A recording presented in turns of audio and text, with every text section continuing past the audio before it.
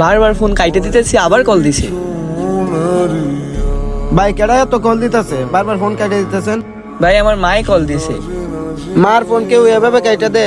ফোনটা ধরেন, কথা বলেন। কি কথা কমু ভাই, আমার মাই কি কইব আমি বালা করেই জানি। বাসায় কিস্তি ছাড়া হিসাব বসে রইছে, কিস্তির টাকা পাঠাইতাম। আর ভাবতো আমার এখনো বেতন দেয় নাই, আমি টাকা কইতে পাঠামু কোন?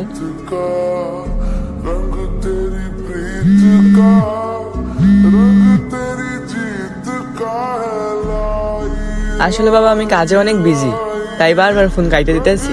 বাসায় কিস্তি স্যার আসছে, এই নিয়ে কথা বল। আচ্ছা ঠিক আছে দাও। ভাই আপনি কি শুরু করছেন? আর কিস্তিটা কেন দিতেছেন না? আজকে 3 দিন ধরে আপনার বাড়িতে ঘুরে যেতেছি, কিন্তু টাকা পাইতেছি না।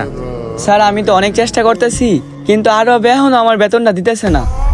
আপনি আর একটা দিন একটু স্যাক্রিফাইস করেন, আমার একটা দিন একটু সময় দেন, আমি কালকে যেমনি হোক একটা ব্যবস্থা করে টাকাটা পাঠাই দিব। আচ্ছা ঠিক আছে।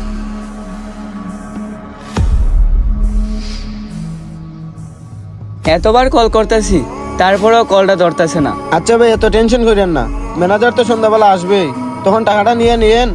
আসুন কাজগুলো শেষ করি। ঠিক আছে, আমি ফাইলগুলো রেডি করে রাখতেছি। ভাই ভাই আপনারা সকাল থেকে কল করতেছি, আপনি আমার কলটা ধরতেছেন না। আজকে আমার বেতন দেওয়ার কথা ছিল, বাসা থেকে অনেক কল করতেছে, কিস্তি ছাড়া এসে বাসায় বসে রয়েছে। আমার বেতনটা একটু দেন না। কি শুরু করছো তুমি? এত ফোন দিতেছো, তোমার না বলছি চেক আসলে টাকা দিয়ে দিমু। আমার এখনো চেক আসে না, তোর কি আমি জমিন বেচে টাকা দিমু? আপনি আমার সাথে গরম হয়ে কথা কইতেছেন কি লিগা? আমার বেলায় আসলে আপনার অজুহাত, বাকি সবার বেতন তো দিয়ে দিচ্ছেন। আমি বেতন খুঁজতে গেলেই আপনার চেক আসে নাই, এটা আসে নাই, ওইটা আসে নাই। ভাই আমি এখানে কাজ করছি, আমার টাকা আমি চাইতেছি, আবার আপনি আমার সাথে গরম হয়ে কথা কইতেছেন? ভাই আপনারা বড়লোক মানুষ ভাই, আমাদের গরিবদের কষ্ট বুঝতেন না।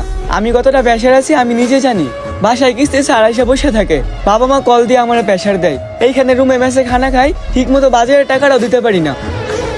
আরে ভাই 5 লাখ টাকা লোন তুলে এই দেশে আইছি, আপনি যদি আমার ঠিক মতো টাকাই না দেন তাহলে এই লোন কিভাবে পরিশোধ করবো? আর এত টাকা দিয়ে এই দেশে আইসা কাজ করে যদি ঠিক মতো বেতনই না পাই, তাইলে এই কাজ করার তো কোনো মানেই আসে না।